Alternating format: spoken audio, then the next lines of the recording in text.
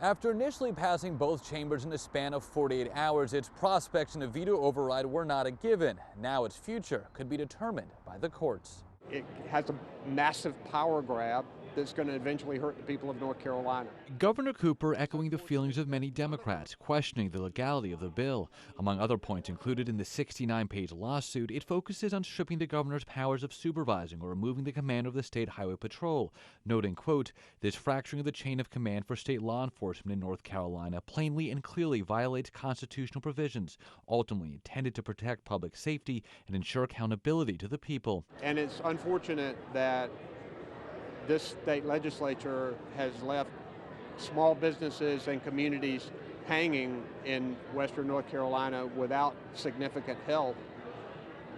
They had a vehicle to do that with this legislation, but instead it's a sham.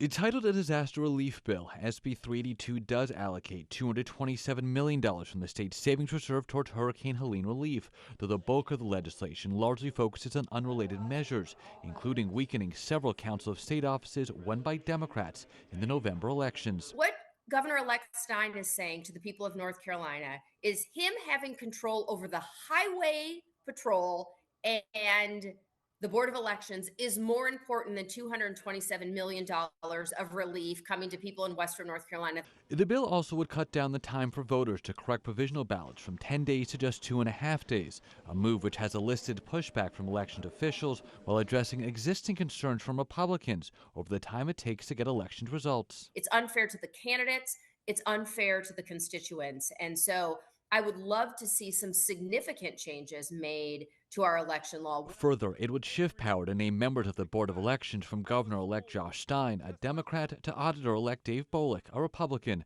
In a statement, Bullock says, quote, our office has not sought any additional executive authority, but we will be prepared to manage any responsibilities delegated to the office by the General Assembly in a professional, efficient, and nonpartisan fashion, as the citizens of our state expect from their state auditor. Governor Cooper says there will be more lawsuits related to this bill. In Raleigh, I'm Michael Perchik, ABC 11 Eyewitness News.